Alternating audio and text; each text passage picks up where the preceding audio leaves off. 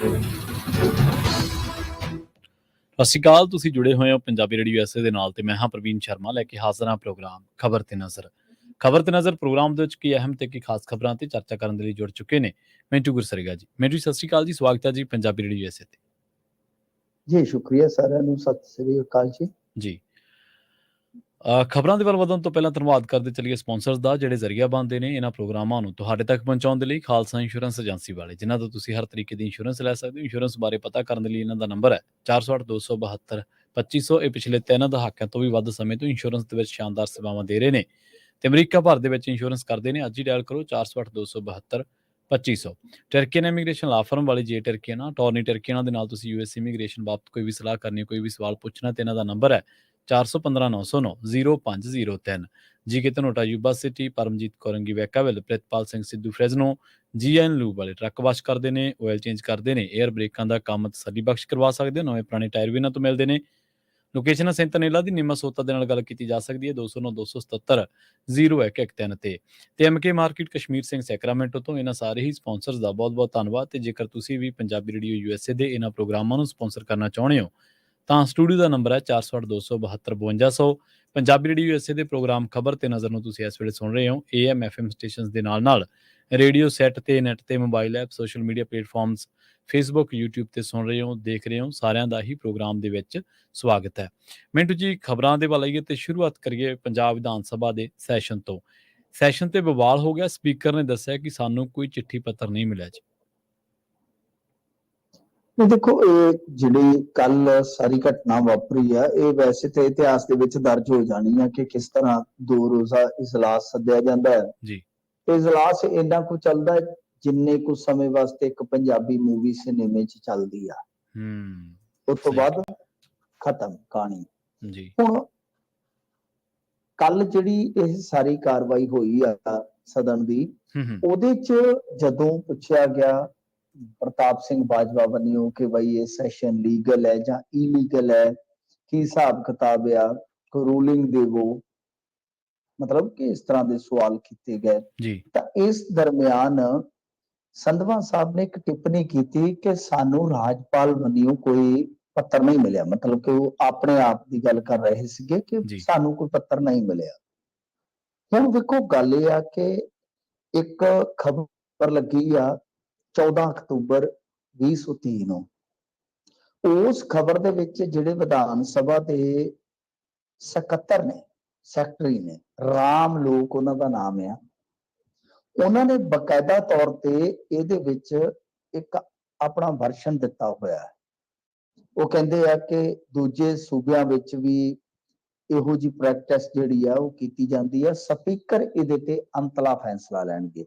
ਅੱਛਾ, ਇਹ ਕਿਸੇ ਸੰਦਰਭ ਚ ਸੀਗੀ ਕਿਉਂਕਿ ਪੱਤਰਕਾਰ ਇਸੇ ਪੱਤਰ ਬਾਰੇ ਹੀ ਪੁੱਛ ਰਿਹਾ ਸੀਗਾ ਕਿ ਭਾਈ ਰਾਜਪਾਲ ਨੇ ਤੇ ਇਜਲਾਸ ਜਿਹੜਾ ਹੈ ਉਹ ਤੁਹਾਡਾ ਗੈਰ ਕਾਨੂੰਨੀ ਕਰਾਰ ਦੇ ਦਿੱਤਾ ਹੈ। ਤਾਂ ਰਾਮ ਲੋਕ ਜਦੋਂ ਉੱਥੇ ਵਰਸ਼ਨ ਦੇ ਰਹੇ ਸਨ ਤਾਂ ਕੀ ਉਹਨਾਂ ਦਾ ਫਰਜ਼ ਨਹੀਂ ਸੀ ਬਣਦਾ ਫਿਰ ਉਹ ਉੱਥੇ ਹੀ ਕਹਿ ਦਿੰਦੇ ਕਿ ਸਾਨੂੰ ਤਾਂ ਕੋਈ ਪੱਤਰ ਮਿਲਿਆ ਹੀ ਨਹੀਂ, ਤੁਸੀਂ ਕਾਹਤੋਂ ਮੂੰਹ ਚੁੱਕਿਆ ਬਈ ਜੀ। ਠੀਕ ਹੈ ਨਾ। ਉਹ ਪੱਤਰਕਾਰ ਨੂੰ ਉੱਥੇ ਚੁੱਪ ਕਰਾ ਸਕਦੇ ਸੀ ਕਿ ਤੁਸੀਂ ਕਾਹਤੋਂ ਬੋਲ ਰਹੇ, ਕਿਉਂਕਿ ਸਾਨੂੰ ਤਾਂ ਕੋਈ ਲਿਖਤੀ ਮਿਲਿਆ ਹੀ ਨਹੀਂ। ਦੂਜੀ ਚੀਜ਼ ਇਹਦੇ ਵਿੱਚ, ਅੱਛਾ, 24 ਜੁਲਾਈ 2023 ਨੂੰ ਵੀ ਇੱਕ ਚਿੱਠੀ ਲਿਖੀ ਜਾਂਦੀ ਹੈ ਕਿ ਉਹ ਚਿੱਠੀ ਨਹੀਂ ਮਿਲੀ ਜੀ। ਤਰੀਕ ਨੋਟ ਕਰੋ, 24 ਜੁਲਾਈ 2023। ਇਹਦੇ ਵਿੱਚ ਕੀ ਹੋਇਆ ਸੀਗਾ ਕਿ 19 ਅਤੇ 20 ਜੂਨ ਨੂੰ ਜਿਹੜਾ ਵਿਧਾਨ ਸਭਾ ਦਾ 2 ਰੋਜ਼ਾ ਸੈਸ਼ਨ ਇਹਨਾਂ ਨੇ ਬੁਲਾਇਆ ਸੀਗਾ, ਇਹਦੇ ਤੇ ਵੀ ਸਵਾਲ ਚੁੱਕੇ ਗਏ ਸਨ। ਉਹੀ ਜਿਹੜੀ ਆਪਾਂ ਕੱਲ ਪੈ ਗੱਲ ਕਰਦੇ ਸਾਂ, ਬਜਟ ਸੈਸ਼ਨ ਤੋਂ ਬਾਅਦ ਜਿਹੜਾ ਇਹ ਸਪੈਸ਼ਲ ਇਜਲਾਸ ਸੱਦਿਆ ਗਿਆ ਜਿਹਦੇ ਵਿੱਚ ਬਿਜ਼ਨਸ ਜਿਹੜਾ ਸੀਗਾ ਉਹ ਬਜਟ ਦੇ ਨਾਲ ਰਿਲੇਟਡ ਨਹੀਂ ਸੀਗਾ ਜੀ, ਉਹਦੇ ਨਾਲ ਸੰਬੰਧਿਤ ਨਹੀਂ ਸੀਗਾ। ਤਾਂ ਮਤਲਬ ਹੁਣ ਇਹ ਆਪਣੇ ਆਪ ਦੇ ਵਿੱਚ ਇੱਕ ਭੰਬਲ ਭੂਸਾ ਹੋਰ ਪੈ ਗਿਆ ਕਿ ਸਪੀਕਰ ਸਾਹਿਬ ਹਾਊਸ ਦੇ ਵਿੱਚ ਬੈਠ ਕੇ ਕਹਿੰਦੇ ਕਿ ਸਾਨੂੰ ਤਾਂ ਕੋਈ ਚਿੱਠੀ ਨਹੀਂ ਮਿਲੀ, ਮੈਨੂੰ ਤਾਂ ਕੋਈ ਚਿੱਠੀ ਨਹੀਂ ਮਿਲੀ, ਤੇ ਦੂਸਰੇ ਪਾਸੇ ਅਖਬਾਰਾਂ ਜਾਂ ਜਿਹੜੇ ਵਰਸ਼ਨ ਨੇ ਉਹ ਕੁਝ ਹੋਰ ਇਸ਼ਾਰਾ ਕਰਦੇ ਆ। ਤੇ ਰਾਜਪਾਲ ਨੇ ਖੁਦ ਪੀਸੀ ਦੇ ਵਿੱਚ ਕਿਹਾ ਸੀਗਾ ਕਿ ਇਹ ਗੈਰ ਸੰਵਿਧਾਨਕ, ਚਲੋ ਉਹ ਤਾਂ ਮੰਨ ਲਓ ਇੱਕ ਬਿਆਨ ਆ, ਪਰ ਇੱਥੇ ਚਿੱਠੀਆਂ ਦਾ ਜ਼ਿਕਰ ਹੈ, ਤਰੀਕਾਂ ਦਾ ਜ਼ਿਕਰ ਆ। ਦੂਜੀ ਚੀਜ਼ ਇੱਕ ਹੋਰ ਹੈ, ਚਲੋ ਇਹਦੇ ਤੇ ਤਾਂ ਹੁਣ ਭੰਬਲ ਭੂਸਾ ਕਾਨੂੰਨੀ ਲੜਾਈ ਆ, ਪਰ ਮੈਂ ਮੰਨਦਾ ਕਿ ਜੇਕਰ ਮੰਨ ਲਓ ਜੀ ਇਹ ਸੈਸ਼ਨ ਆਪਾਂ ਤੇ ਇਹ ਮੰਨ ਕੇ ਚੱਲਦੇ ਹਾਂ ਕਿ ਜੇ ਇਲੀਗਲ ਹੋ ਗਿਆ ਤਾਂ ਭਗਵੰਤ ਮਾਨ ਹੋਰੀ ਕੀ ਇਸ ਪੈਸੇ ਦੀ ਭਰਪਾਈ ਕਰਨਗੇ। ਪਰ ਮੈਂ ਇਹ ਮੰਨ ਕੇ ਚੱਲਦਾ ਜੇ ਮੰਨ ਲਓ ਲੀਗਲਾਈਜ਼ ਹੋ ਜਾਂਦਾ ਤਾਂ ਕਿ ਰਾਜਪਾਲ ਇਸ ਸਟੇਟ ਦੇ ਲੋਕਾਂ ਤੋਂ ਮਾਫੀ ਮੰਗਣਗੇ ਜਾਂ ਅਗਾਂਹ ਤੋਂ ਐਵੇਂ ਲੱਤ ਅੜਿੱਕਾ ਜਿਹੜਾ ਉਸ ਨੂੰ ਬੰਦ ਕਰਨਗੇ। ਠੀਕ ਹੈ ਨਾ, ਕਿਉਂਕਿ ਇਹ ਇੱਕ ਬਹੁਤ ਵੱਡੀ ਹੇਠੀ ਰਾਜਪਾਲ ਦੀ ਵੀ ਹੋਏਗੀ। ਹੁਣ ਸਰਕਾਰ ਬਨਾਮ ਰਾਜਪਾਲ, ਗਵਰਨਰ ਹਾਊਸ ਬਨਾਮ ਸੀਐਮਓ, ਇਹ ਮਸਲਾ ਹੈ। ਦੂਜੀ ਚੀਜ਼ ਇਹ ਕਿ ਦੇਖੋ ਜਦੋਂ ਇਹ ਮਸਲਾ ਜਿਹੜਾ ਚੱਲ ਰਿਹਾ ਹੈ ਉਸ ਵੇਲੇ ਇੱਕ ਚੀਜ਼ ਹੋਰ ਜਿਹੜੀ ਹੈ ਉਹ ਵੇਖਣ ਵਾਲੀ ਹੈ, ਉਹ ਇਹ ਆ ਕਿ ਇਸ ਵਕਤ ਆਪਾਂ ਇਸ ਗੱਲ ਦੇ ਵਿੱਚ ਉਲਝੇ ਹੋਏ ਆ ਕਿ ਲੀਗਲ ਹੈ ਇਲੀਗਲ ਹੈ ਜੋ ਵੀ ਹੈ, ਮਤਲਬ ਕਿ ਇੱਕ ਬਹਿਸ ਮੁਬੈਸਾ ਬਹੁਤ ਲੰਬੇ ਸਮੇਂ ਤੋਂ ਜਿਹੜਾ ਚੱਲਦਾ ਪਿਆ ਉਹ ਹਲੇ ਹੋਰ ਵੀ ਚੱਲੇਗਾ। ਪਰੰਤੂ ਮਸਲਾ ਇਹ ਹੈ ਕਿ ਜਿਹੜੇ ਕੰਮਕਾਰ ਅੱਗੇ ਹੁੰਦੇ ਆਏ ਆ, ਖਾਸ ਤੌਰ ਤੇ ਜੇ ਤੁਸੀਂ ਦੇਖੋਗੇ ਤਾਂ ਬਜਟ ਸੈਸ਼ਨ ਨੂੰ ਵੀ ਰਾਜਪਾਲ ਵੱਲੋਂ ਰੋਕਿਆ ਗਿਆ ਤੇ ਸੁਪਰੀਮ ਕੋਰਟ ਚ ਉਹ ਗਏ ਨੇ। ਦੂਜੀ ਚੀਜ਼ ਆ, ਚਲੋ ਇਹ ਰਾਜਪਾਲ ਦੇ ਲਿਹਾਜ਼ ਨਾਲ ਹੈ। ਦੂਜੀ ਚੀਜ਼ ਕਿ ਹਾਊਸ ਦੇ ਵਿੱਚ ਕਿੰਨਾ ਕੁ ਪੁਖਤਾ ਸੱਚ ਰੱਖਿਆ ਜਾਂਦਾ ਹੈ। ਮੈਂ ਇੱਕ ਮਿਸਾਲ ਕੱਲ ਲਈ ਹੈ ਇਹਨਾਂ ਤੋਂ ਜੀ। ਹੁਣ ਜਿਹੜੇ ਸਪੀਕਰ ਸਾਹਿਬ ਸੀਗੇ ਉਹ ਕਹਿੰਦੇ ਪਏ ਸੀਗੇ ਕਿ ਇਹ ਮੁਕੱਦਸ ਜਗ੍ਹਾ ਹੈ। ਮੁਕੱਦਸ ਦਾ ਮਤਲਬ ਹੁੰਦਾ ਪਵਿੱਤਰ ਜਾਂ ਕਹ ਲੋ ਕਿ ਬੜੀ ਸ਼ੁੱਧ ਜਗ੍ਹਾ ਕੋਈ। ਉਹ ਕਹਿ ਰਹੇ ਸੀ ਇਹ ਪਵਿੱਤਰ ਜਗ੍ਹਾ ਹੈ ਤੇ ਮਾਈਨਿੰਗ ਮਿਨਿਸਟਰ ਉੱਠ ਕੇ ਕਹਿ ਰਹੇ ਸੀਗੇ ਕਿ 5.5 ਰੁਪਏ ਦੇ ਹਿਸਾਬ ਨਾਲ ਰੇਤਾ ਮਿਲਦੀ ਹੈ ਪੰਜਾਬ 'ਚ। ਜੀ ਇਹ ਦੁਨੀਆ ਦਾ ਸਭ ਤੋਂ ਵੱਡਾ ਝੂਠ ਹੈ। ਮੇਰਾ ਖੁਦ ਦਾ ਇੱਕ ਫਰੈਂਡ ਕ੍ਰੈਸ਼ਰ ਚਲਾਉਂਦਾ ਹੈ, ਉਹ ਕਹਿੰਦਾ 15 ਰੁਪਏ ਤੇ ਸਾਨੂੰ ਪੈਂਦੀ ਹੈ ਕ੍ਰੈਸ਼ਰ ਚਲਾਉਣ ਵਾਲਾ। ਜੀ ਤੇ ਫਿਰ ਉੱਥੇ ਕੀ ਹੋਇਆ ਕਿ ਜਿਹੜੇ ਹੈਗੇ ਨੇ ਸੁਨੀਲ ਜਾਖੜ ਦੇ ਭਤੀਜੇ ਸੰਦੀਪ ਜਾਖੜ, ਉਹ ਕਹਿੰਦੇ ਹਜ਼ੂਰ 38 ਤੋਂ 38.5 ਰੁਪਏ ਰੇਟ ਹੈ ਸਾਡੇ ਇਲਾਕੇ 'ਚ। ਤੇ ਨਾਲ ਦੀ ਨਾਲ ਉੱਠ ਕੇ ਮੀਤ ਹੇਰ ਮੰਨੇ ਕਿ ਹਾਂ ਕੁਝ ਜਗ੍ਹਾ ਤੇ ਕਮਰਸ਼ੀਅਲ ਸਾਈਟਾਂ ਨਹੀਂ ਚੱਲ ਰਹੀਆਂ। ਤਾਂ ਤੁਸੀਂ ਅੰਦਾਜ਼ਾ ਲਾ ਲਓ ਕਿ ਬਈ ਕਿੰਨੀ ਕੁ ਗੱਲ ਦੇ ਵਿੱਚ ਪੁਖਤਗੀ ਹੁੰਦੀ ਹੈ ਜਦੋਂ ਬੋਲਿਆ ਜਾਂਦਾ ਸਦਨ 'ਚ। ਕਿ ਖੁਦ ਮਾਈਨਿੰਗ ਮਿਨਿਸਟਰ ਪਹਿਲਾਂ ਕਹਿੰਦੇ ਨੇ ਕਿ ਰੇਤ 5.5 ਰੁਪਏ ਨੂੰ ਮਿਲ ਰਹੀ ਆ, ਜਦੋਂ ਇੱਕ ਵਿਧਾਇਕ ਮੁੱਦਾ ਚੁੱਕਦੇ ਆ ਕਿ ਮੇਰੇ ਇਲਾਕੇ ਤੇ 38 ਰੁਪਏ ਆ, ਤੇ ਫਿਰ ਕਹਿੰਦੇ ਕਿ ਨਹੀਂ ਕੁਝ ਜਗ੍ਹਾ ਤੇ ਜੀ ਮੈਂ ਮੰਨਦਾ ਕਿ ਕਮਰਸ਼ੀਅਲ ਸਾਈਟਾਂ ਹੀ ਨਹੀਂ ਚੱਲਦੀਆਂ। ਤੇ ਜਦ ਕਿ ਕਮਰਸ਼ੀਅਲ ਸਾਈਟਾਂ ਚੱਲਣ ਦੇ ਬਾਵਜੂਦ ਮੈਂ ਤੁਹਾਨੂੰ ਦੱਸ ਰਿਹਾ ਕਿ ਕ੍ਰਸ਼ਰ ਦਾ ਵੀ ਜਿਹੜਾ ਕਹਿ ਲਓ ਕਿ ਭਾਅ ਹੈ ਉਹ ਕਹਿੰਦੇ ਕਿ 15 ਤੋਂ ਘੱਟ ਪੈ ਹੀ ਨਹੀਂ ਰਿਹਾ। ਸੋ ਇਹ ਗੱਲਾਂ ਨੇ, ਅੱਗੇ ਦੇਖਦੇ ਆ ਕੀ ਬਣਦਾ ਕੀ ਬਣਾਉਂਦਾ, ਪਰ ਇਹ ਮੁੱਦਾ ਅੱਜ ਵੀ ਦਿਨ ਭਰ ਜੇ ਆਪਾਂ ਦੇਖੀਏ ਤੇ ਗਰਮ ਰਿਹਾ ਹੈ। ਮਿੰਟੂ ਜੀ, ਹਾਕੀ ਟੂਰਨਾਮੈਂਟ ਦੇ ਲਈ ਪਾਕਿਸਤਾਨ ਦੇ ਖਿਡਾਰੀਆਂ ਨੂੰ ਨਾ ਹੋ ਗਈ ਹੈ ਜੀ? ਦੇਖੋ ਇੱਥੇ ਨਾ ਇੱਕ ਬੜਾ ਪੁਰਾਣਾ ਟੂਰਨਾਮੈਂਟ ਖੇਡਿਆ ਜਾਂਦਾ ਪੰਜਾਬ ਦੇ ਵਿੱਚ, ਉਹਨੂੰ ਕਹਿੰਦੇ ਆ ਸੁਰਜੀਤ ਹਾਕੀ ਟੂਰਨਾਮੈਂਟ। ਸੁਰਜੀਤ ਸਿੰਘ ਬਹੁਤ ਤਕੜੇ ਪਲੇਅਰ ਸੀਗੇ ਹਾਕੀ ਦੇ, ਉਹਨਾਂ ਦੀ ਯਾਦ ਦੇ ਵਿੱਚ ਇਹ ਟੂਰਨਾਮੈਂਟ ਜਿਹੜਾ ਹੈ ਬਹੁਤ ਲੰਬੇ ਸਮੇਂ ਤੋਂ, ਇਨਫੈਕਟ ਮੈਂ ਬਚਪਨ 'ਚ ਜਾਵਾਂ ਤੇ ਅਸੀਂ ਛੋਟੇ ਹੁੰਦੇ ਇਸ ਟੂਰਨਾਮੈਂਟ ਨੂੰ ਲਾਈਵ ਦੇਖਦੇ ਹੁੰਦੇ ਸੀ। ਸੁਰਜੀਤ ਹਾਕੀ ਟੂਰਨਾਮੈਂਟ ਇੰਡੀਆ ਦੀਆਂ ਜਿਹੜੀਆਂ ਵੱਡੀਆਂ ਟੀਮਾਂ ਹੁੰਦੀਆਂ ਨੇ, ਇੰਡੀਆ ਦੀਆਂ ਟੀਮਾਂ ਵੀ ਮਤਲਬ ਕਿ ਬਹੁਤ ਨੇ ਨਾ ਵਧੀਆ ਟੀਮਾਂ ਹੈਗੀਆਂ, ਤਾਂ ਉਹ ਟੀਮਾਂ ਤੇ ਇਸ ਤੋਂ ਇਲਾਵਾ ਕਈ ਵਾਰ ਬਾਹਰੋਂ ਟੀਮਾਂ ਨੂੰ ਸੱਦਾ ਦਿੱਤਾ ਜਾਂਦਾ ਸੀ। ਖਾਸ ਤੌਰ ਤੇ ਪਾਕਿਸਤਾਨ ਦੀ ਟੀਮ ਦੇ ਖਿਡਾਰੀ ਕੁਝ ਆਪਣੀਆਂ ਟੀਮਾਂ ਬਣਾ ਕੇ ਤੇ ਇੱਥੇ ਬਹੁਤ ਵਾਰੀ ਖੇਡੇ ਆ ਜੀ। ਹੁਣ ਸੁਰਜੀਤ ਹਾਕੀ ਟੂਰਨਾਮੈਂਟ ਦੇ ਵਿੱਚ ਇਹਨਾਂ ਨੇ, ਕੇਂਦਰ ਵਾਲਿਆਂ ਨੇ, ਯਾਨੀ ਪੰਜਾਬ ਵਾਲਿਆਂ ਦਾ ਕੋਈ ਰੋਲ ਨਹੀਂ ਹੈ, ਇਹਨਾਂ ਨੇ ਵੀਜ਼ਾ ਦੇਣ ਤੋਂ ਇਨਕਾਰ ਕਰ ਦਿੱਤਾ ਹੈ। ਇਹ ਆਪਣੇ ਆਪ ਕਹਿ ਲਓ ਕਿ ਬੜੀ ਗਲਤ ਗੱਲ ਹੈ। ਟੂਰਨਾਮੈਂਟ 25 ਅਕਤੂਬਰ ਨੂੰ ਸ਼ੁਰੂ ਹੋ ਰਿਹਾ, ਹੁਣ ਕੋਈ ਹੋਰ ਚਾਰਾਜੋਈ ਵੀ ਨਹੀਂ ਹੋਣੀ ਕਿਉਂਕਿ ਦਿਨ ਤੇ ਸਾਰੇ 3-4 ਰਹਿ ਗਏ ਨੇ ਵਿੱਚ। 18 ਟੀਮਾਂ ਇਹਦੇ 'ਚ ਹਿੱਸਾ ਲੈ ਰਹੀਆਂ ਸੀਗੀਆਂ। ਬਹੁਤ ਗਲਤ ਗੱਲ ਹੈ। 2 ਪਾਕਿਸਤਾਨ 'ਚੋਂ ਟੀਮਾਂ ਆਉਣੀਆਂ ਸੀ, ਇਹਨਾਂ ਨੇ ਤੇ ਵੀਜ਼ਾ ਦੇਣ ਤੋਂ ਨਾ ਕਰ ਦਿੱਤੀ ਹੈ, ਜਦ ਕਿ ਆਯੋਜਕ ਤਿਆਰੀ ਕਰਕੇ ਬੈਠੇ ਸੀਗੇ ਜੀ। ਤੇ ਪਤਾ ਨਹੀਂ ਕਿਸ ਦ੍ਰਿਸ਼ਟੀਕੋਣ ਦੇ ਨਾਲ ਚੱਲਦੇ ਪਏ ਨੇ। ਤੁਸੀਂ ਦੇਖੋ ਪ੍ਰਵੀਨ ਜੀ, ਆ ਕੁਝ ਦਿਨ ਪਹਿਲਾਂ ਜੇ ਆਪਾਂ ਵੇਖੀਏ ਤਾਂ ਭਾਰਤ ਪਾਕਿਸਤਾਨ ਦਾ ਮੈਚ ਹੋ ਕੇ ਹਟਿਆ ਕ੍ਰਿਕਟ ਦਾ। ਹਾਂਜੀ। ਕ੍ਰਿਕਟ ਟੀਮ ਹਾਲੇ ਪਾਕਿਸਤਾਨ ਦੀ ਇੱਥੇ ਹੀ ਆ। ਹੂੰ ਉਹ ਬੀਤੇ ਰੋਜ਼ ਆਸਟ੍ਰੇਲੀਆ ਦੇ ਨਾਲ ਖੇਡ ਕੇ ਤੇ ਹਾਰ ਗਈ ਆ। ਹੂੰ ਦੂਜੀ ਵੱਡੀ ਗੱਲ ਜੇ ਆਪਾਂ ਵੇਖੀਏ ਤੇ ਇਹ ਤੋਂ ਇਲਾਵਾ ਪਾਕਿਸਤਾਨ ਦੀ ਹਾਕੀ ਟੀਮ ਜਿਹੜੀ ਆ ਉਹ ਵੀ ਹਾਕੀ ਚੈਂਪੀਅਨਸ਼ਿਪ ਦੇ ਵਿੱਚ ਹਿੱਸਾ ਲੈ ਚੁੱਕੀ ਆ। ਹੂੰ ਜਿਹੜੀ ਪਾਕਿਸਤਾਨ ਦੀ ਮੇਨ ਟੀਮ ਹੈ, ਇੰਟਰਨੈਸ਼ਨਲ ਟੀਮ ਹੈ ਜਿਹੜੀ। ਤਾਂ ਗੱਲ ਇਹ ਆ ਕਿ ਫਿਰ ਤੁਸੀਂ ਜਿਹੜੀਆਂ ਲੋਕਲ ਟੀਮਾਂ ਨੇ ਜੇ ਉਹ ਆ ਰਹੇ ਇੱਥੇ ਤੇ ਕਿਉਂ ਵੀਜ਼ੇ ਚੜਿਕਾ ਪਾ ਰਹੇ, ਮੈਨੂੰ ਸਮਝ ਨਹੀਂ ਲੱਗਦੀ।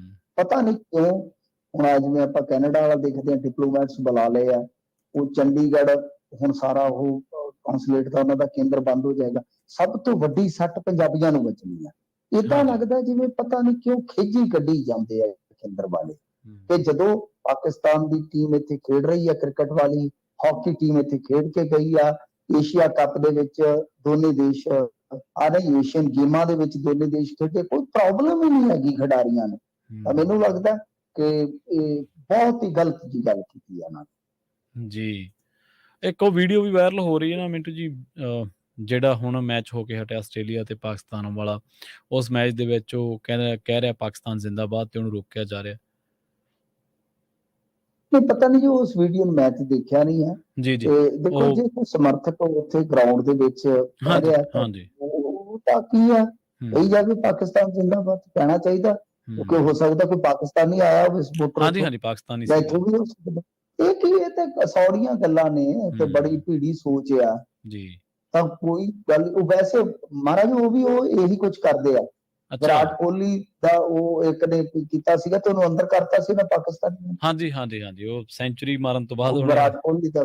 ਹਾਂਜੀ ਇਹ ਸੌੜੀ ਸੋਚ ਹੁੰਦੀ ਆ। ਮੈਂ ਨਾ ਇੱਧਰ ਦੀ ਇਸ ਸੋਚ ਦੇ ਨਾਲ ਸਹਿਮਤ ਹੈ ਤੇ ਨਾ ਉਧਰ ਦੀ ਸੋਚ ਨਾਲ। ਕੱਟੜਪੁਣਾ ਉਧਰ ਵੀ ਬਹੁਤ ਹੈ ਤੇ ਇੱਧਰ ਵੀ ਬਹੁਤ ਹੈ। ਜੀ ਤੇ ਬਾਦਲਾਂ ਦੀਆਂ ਬੱਸਾਂ ਵੱਲ ਨੂੰ ਆਈਏ ਮਿੰਟੂ ਜੀ, ਕਹਿੰਦੇ ਇਹਨਾਂ ਸਮੇਤ ਹੋਰ ਕਈਆਂ ਦੇ ਪਰਮਿਟ ਰੱਦ ਕੀਤੇ ਗਏ ਅੱਜ। ਦੇਖੋ ਜਿਹੜਾ ਇਹ ਮਸਲਾ ਹੈ ਕਿ ਬੱਸਾਂ ਦੇ ਪਰਮਿਟ ਰੱਦ ਕਰ ਦਿੱਤੇ ਗਏ ਆ ਜੀ, ਇਹ ਕੋਈ ਇਕੱਲੀ ਬਾਦਲ ਪਰਿਵਾਰ ਦੀ ਕੋਈ ਇੱਕ ਅੱਧੀ ਬੱਸ ਨਹੀਂ ਹੈ। ਬਾਦਲ ਪਰਿਵਾਰ ਦੀਆਂ ਦਰਜਨ ਭਰ ਬੱਸਾਂ ਜੀ, ਮਤਲਬ ਕਿ 12 ਬੱਸਾਂ ਦੇ ਪਰਮਿਟ ਜਿਹੜੇ ਉਹ ਰੱਦ ਕੀਤੇ ਆ। ਠੀਕ ਹੈ ਜੀ। ਤੇ ਇਸ ਤੋਂ ਇਲਾਵਾ ਹੋਰ ਜਿਹੜੀਆਂ ਕੁਝ ਕੰਪਨੀਆਂ ਨੇ ਤੇ ਕੁੱਲ ਮਿਲਾ ਕੇ 39 ਪਰਮਿਟ ਬਣਦੇ ਆ।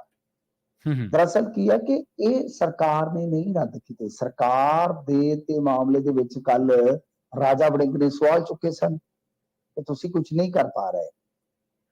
ਹਾਲਾਂਕਿ ਦਲਜੀਤ ਸਿੰਘ ਭੁੱਲਰ ਦੀ ਆਪਾਂ ਗੱਲ ਕੀਤੀ ਸੀਗੀ ਕਿ ਉਹਨਾਂ ਨੇ ਕੁਝ ਸਰਗਰਮੀ ਦਿਖਾਈ ਆ, ਕਾਫੀ ਐਕਟਿਵ ਰਹੇ ਨੇ ਉਹ।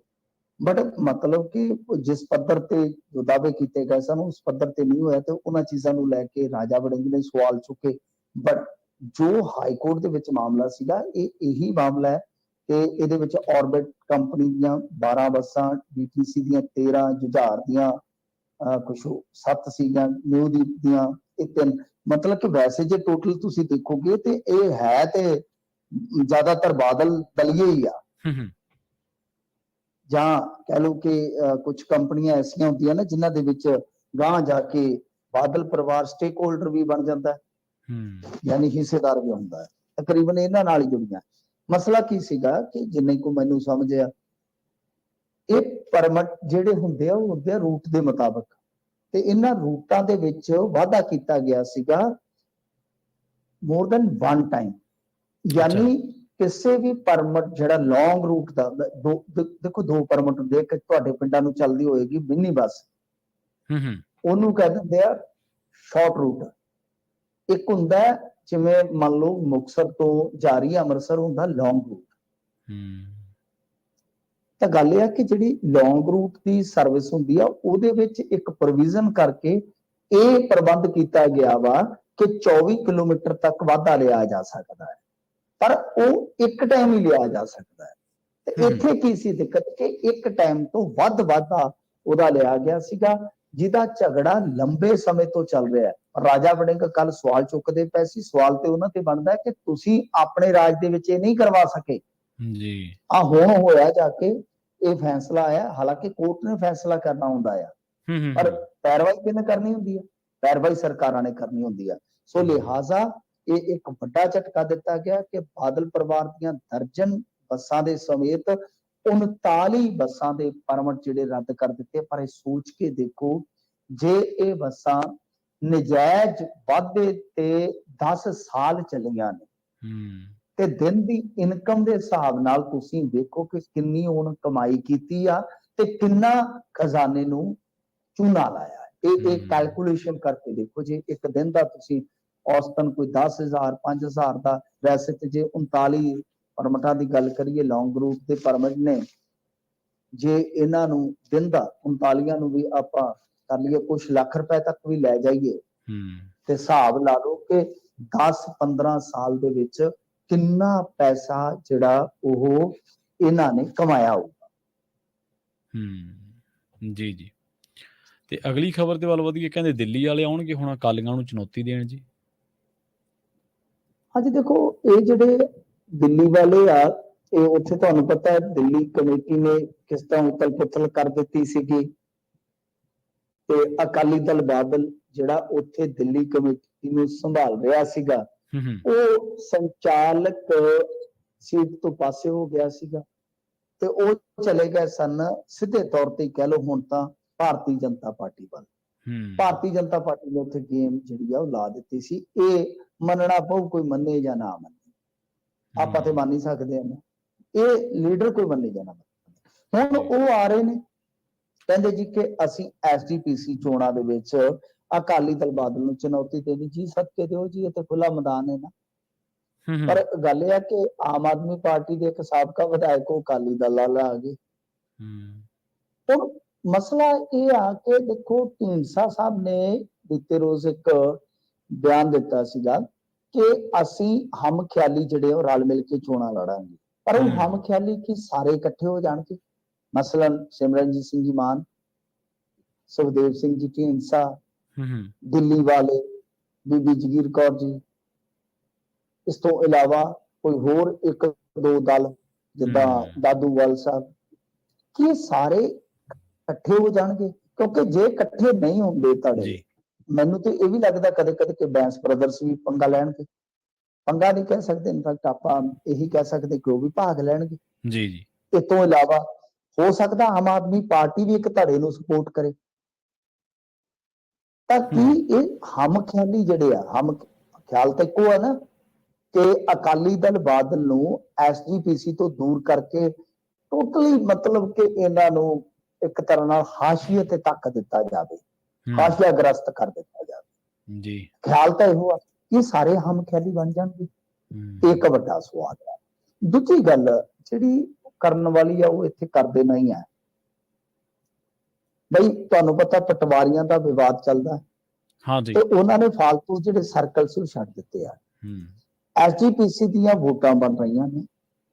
ਦੇਖੋ, ਸਿੱਖ ਕੌਮ ਨੇ ਆਪਣੀ ਜੋ ਵੀ ਲੀਡਰਸ਼ਿਪ ਚੁਣਨੀ, ਉਹਨਾਂ ਦੀ ਆਜ਼ਾਦੀ ਹੈ, ਜਿਹਨੂੰ ਮਰਜ਼ੀ ਉਹ ਚੁਣਨਾ। ਚਾਹੇ ਉਹ ਸਿਮਰਨਜੀਤ ਸਿੰਘ ਮਾਨ ਨੂੰ ਕੁੰਜੀਆਂ ਫੜਾ ਦੇਣ, ਚਾਹੇ ਉਹ ਸਾਬਕਾ ਜਥੇਦਾਰ ਰਣਜੀਤ ਸਿੰਘ ਨੂੰ, ਲਓ ਇੱਕ ਧੜਾ ਤੇ ਰਹਿ ਹੀ ਗਿਆ ਨਾ ਸਾਬਕਾ ਜਥੇਦਾਰ ਰਣਜੀਤ ਸਿੰਘ, ਤੇ ਚਾਹੇ ਪ੍ਰਕਾਸ਼ ਸਿੰਘ ਬਾਦਲ, ਕਿਸੇ ਨੂੰ ਇਸ ਧੜੇ ਨੂੰ ਫੜਾ ਦੇਣ। ਗੱਲ ਇਹ ਆ ਕਿ ਹੁਣ ਇਹ ਜਿਹੜੀਆਂ ਵੋਟਾਂ ਬਣਦੀਆਂ ਪਈਆਂ ਪਿੰਡੂ, ਖਾਸ ਤੌਰ ਤੇ ਜਿਹੜਾ ਸਿੱਖ ਭਾਈਚਾਰਾ ਹੈ, ਉਹ ਵੋਟ ਬਣਾਉਂਦਾ ਪਟਵਾਰੀਆਂ ਦੇ ਥਰੂ। ਤੇ ਪਟਵਾਰੀਆਂ ਨੇ ਸਰਕਲ ਛੱਡੇ ਹੋਏ ਨੇ 8,000 ਪਿੰਡ ਚ, ਤਾਂ ਮਤਲਬ ਕਿ ਕੰਮ ਕਰ ਠਾਪੇ। ਜਿਹੜੀ ਗੱਲ ਵੱਲ ਧਿਆਨ ਦੇਣ ਦੀ ਲੋੜ ਹੁੰਦੀ ਆ, ਸਿੱਖ ਲੀਡਰ ਉਹ ਤੇ ਧਿਆਨ ਹੀ ਨਹੀਂ ਦਿੰਦੇ। ਜੀ ਜੀ। ਕਿ ਤੁਸੀਂ ਭਗਵੰਤ ਮਾਨ ਹੋਰਾਂ ਨੂੰ ਕਹੋ ਕਿ ਹਰੇ ਪਿੰਡ ਦਾ, ਉਹ ਜਿਵੇਂ ਬਚਨ ਬੇਦਿਲ ਨੇ ਆਖਿਆ ਸੀਗਾ ਨਾ, ਨਾ ਇੰਨਾ ਰੱਖੀ ਯਾਦ ਤੇ ਦਿਲ ਦੀ ਕਲਮ ਨਹੀਂ ਟੁੱਟੀ, ਨਾ ਮੁੱਕੇ ਤੇ ਜਜ਼ਬਾਤ ਤੇ ਨਾ ਸ਼ਾਹੀ ਸੁੱਕੀ। ਗੱਲ ਇਹ ਆ ਕਿ ਹੁਣ ਹਰੇ ਪਿੰਡ ਦੀ ਕਿਹੜਾ ਸ਼ਾਹੀ ਸੁੱਕ ਗਈ, ਇਹਨੂੰ ਕਹੋ ਭਾਈ ਨਵੇਂ ਭਰਤੀ ਕਰ, ਜਿੱਦਾਂ ਮਰਜ਼ੀ ਕਰ, ਤੇ ਇਹ ਕੰਮ ਚੱਲਣਾ ਚਾਹੀਦਾ ਜੀ। ਹੁਣ ਇਹ ਆ ਕਿ ਜਦੋਂ ਤੁਸੀਂ ਇਹਨਾਂ ਦੇ ਥਰੂ ਕੀ ਕਰ ਰੱਖਿਆ ਕਿ ਬਈ ਪਟਵਾਰੀਆਂ ਨੂੰ ਜਾ ਕੇ ਤੁਸੀਂ ਫਾਰਮ ਜਮ੍ਹਾਂ ਕਰਾਓਗੇ ਵਗੈਰਾ ਵਗੈਰਾ, ਮੈਨੂੰ ਲੱਗਦਾ ਕਿ ਉਹ ਪ੍ਰਬੰਧ ਪੁਖਤਾ ਹੋਣਾ ਚਾਹੀਦਾ ਹੈ।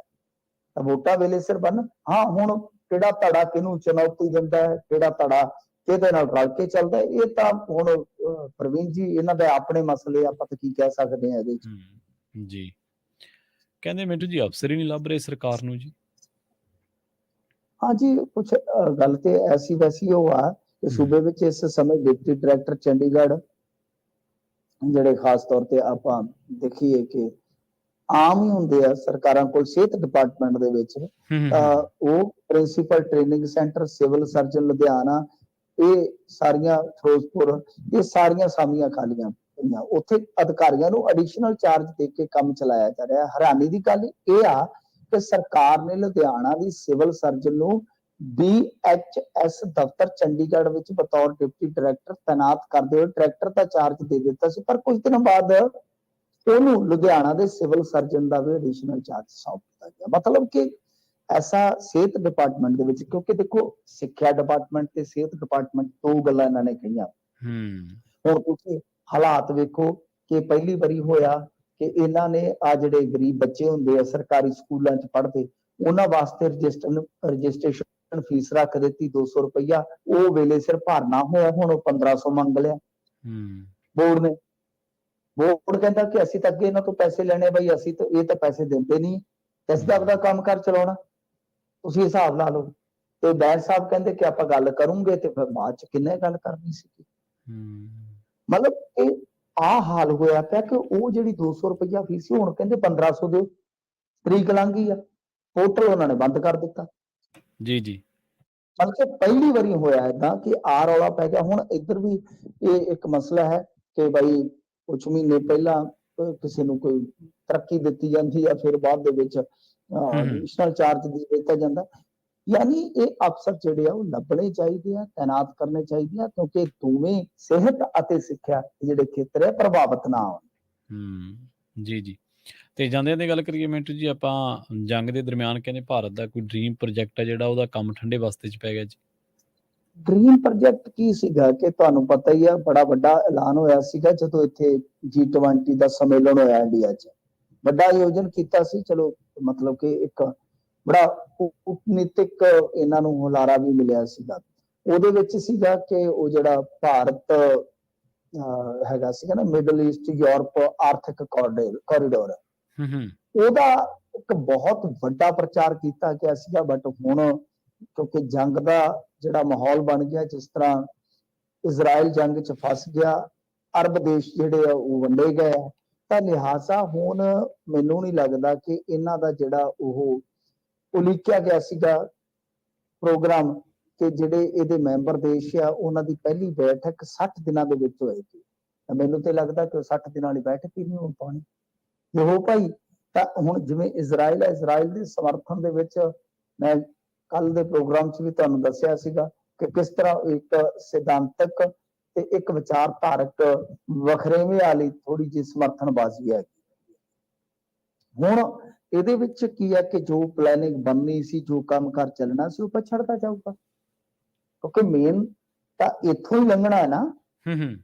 ਇਜ਼ਰਾਈਲ ਦਾ ਹਾਈਫਾ, ਜਿੱਥੇ ਅਡਾਨੀ ਨੇ ਜਾ ਕੇ ਪਹਿਲਾਂ ਹੀ ਬੰਦਰਗਾਹ ਖਰੀਦੀ ਹੋਈ ਆ, ਇਹ ਵੀ ਕਮਾਲ ਦੀਆਂ ਗੱਲਾਂ ਨੇ। ਸੋ ਇਸ ਕੋਰੀਡੋਰ ਤੇ ਹੁਣ ਮੈਂ ਤੇ ਕਹੂੰਗਾ ਕਿ ਇੱਕ ਵਾਰੀ ਜਿੰਦਾ ਲੱਗ ਜਾਣਾ ਹੈ ਇਸ ਸਾਰੇ ਪ੍ਰੋਜੈਕਟ ਤੇ। ਹੁਣ ਗਾਂ ਹਾਲਾਤ ਕਿਸ ਤਰ੍ਹਾਂ ਦੇ ਹੋਣ ਕਿ ਉਹ ਵਕਤ ਤੇ ਮੁਨਸਰ ਕਰਦਾ ਆ ਕਿ ਕਿੱਧਰ ਨੂੰ ਲੈ ਕੇ ਜਾਂਦਾ ਕਹਾਣੀ। ਤਾਂ ਲਿਹਾਜ਼ਾ ਜੋ ਬੜਾ ਢੋਲ ਪਿੱਟਿਆ ਜਾ ਰਿਹਾ ਸੀਗਾ ਕਿ ਏਦਾਂ ਹੋ ਜਾਏਗਾ, ਉਦਾਂ ਹੋ ਜਾਏਗਾ, ਬਹਰਹਾਲ ਉਹ ਸਾਰੀਆਂ ਗੱਲਾਂ ਜਿਹੜੀਆਂ ਨੇ ਉਹ ਠੱਪ ਹੋ ਗਈਆਂ। ਪਰ ਦੂਜੀ ਵੱਡੀ ਗੱਲ ਇਹ ਆ ਕਿ ਇਹ ਜਿਹੜੇ ਕੁਝ ਬੇਵਕੂਫ ਕਿਸਮ ਦੇ ਲੋਕ ਨੇ, ਉਹਨਾਂ ਨੂੰ ਇਹ ਸੋਚਣਾ ਚਾਹੀਦਾ ਹੈ ਕਿ ਹੁਣ ਜਿਵੇਂ ਜਿਹੜੇ ਅਰਬ ਦੇ ਦੇਸ਼ ਨੇ ਕੁਝ, ਸਾਡਾ ਉਹਨਾਂ ਦੇ ਨਾਲ ਵਪਾਰ ਬਹੁਤ ਤਗੜਾ ਹੈ। ਕੈਨੇਡਾ ਦੇ ਨਾਲ ਸਾਡਾ ਵਪਾਰ ਬਹੁਤ ਤਗੜਾ ਹੈ, ਬਹੁਤ ਤਗੜਾ ਵਪਾਰ ਹੈ। ਕੈਨੇਡਾ ਇੱਕ ਅਜਿਹਾ ਦੇਸ਼ ਹੈ ਜਿੱਥੇ ਅਸੀਂ ਜ਼ਿਆਦਾ ਐਕਸਪੋਰਟ ਕਰਦੇ ਹਾਂ। ਇਸੇ ਤਰ੍ਹਾਂ ਅਰਬ ਦੇਸ਼ਾਂ ਦੇ ਨਾਲ ਵੀ ਸਾਡਾ ਹਿਸਾਬ ਕਿਤਾਬ ਇਹੋ ਜਿਹਾ। ਇਹ ਨਫ਼ਰਤ ਦੀ ਅੱਗ 'ਚ ਝੁਲਸੇ ਲੋਕ ਜਿਹੜੇ ਇਹਨਾਂ ਚੀਜ਼ਾਂ ਨੂੰ ਸਮਝ ਹੀ ਨਹੀਂ ਪਾ ਰਹੇ, ਸਮਝ ਹੀ ਨਹੀਂ ਪਾ ਰਹੇ ਕਿ ਸਾਨੂੰ ਭਾਰਤ ਨੂੰ ਗੁੱਟ ਨਿਰਲੇਪ ਸਿਧਾਂਤ ਜਿਹੜਾ ਦਿੱਤਾ ਸੀ ਲੀਡਰਾਂ ਨੇ, ਉਹ ਬਹੁਤ ਸੋਚ ਕੇ ਦਿੱਤਾ ਸੀ ਉਸ ਟਾਈਮ। ਤੇ ਖੈਰ ਇਹ ਸਾਰਾ ਕੁਝ ਚੱਲਦਾ ਪਿਆ ਤੇ ਇੱਕ ਵੇਲੇ ਆਪਾਂ ਕਹਿ ਸਕਦੇ ਹਾਂ ਕਿ ਕੋਰੀਡੋਰ ਇੱਕ ਬਹੁਤ ਵੱਡੀ ਉਮੀਦ ਦਿਖ ਰਿਹਾ ਸੀਗਾ। ਬਹਰਹਾਲ ਹੁਣ ਕਿਤੇ ਨਾ ਕਿਤੇ ਸੰਕਟ ਦੇ ਬੱਦਲਾਂ ਦੇ ਪਰਛਾਵੇਂ ਹੇਠ ਹੈਗਾ। ਜੀ ਮਿੰਟੂ ਜੀ, ਨਾਲ ਖਾਸ ਖਬਰਾਂ ਤੇ ਖਾਸ ਜਾਣਕਾਰੀਆਂ ਦੇ ਲਈ ਤੁਹਾਡਾ ਬਹੁਤ-ਬਹੁਤ ਧੰਨਵਾਦ ਜੀ। ਜੀ ਪ੍ਰੋਗਰਾਮ ਖਬਰ ਤੇ ਨਜ਼ਰ ਨੂੰ ਇੱਥੇ ਸਮਾਪਤ ਕਰਾਂਗੇ। ਬਹੁਤ-ਬਹੁਤ ਧੰਨਵਾਦ। ਜੁੜੇ ਰਹੋ ਪੰਜਾਬੀ ਰੇਡੀਓ USA ਦੇ ਨਾਲ।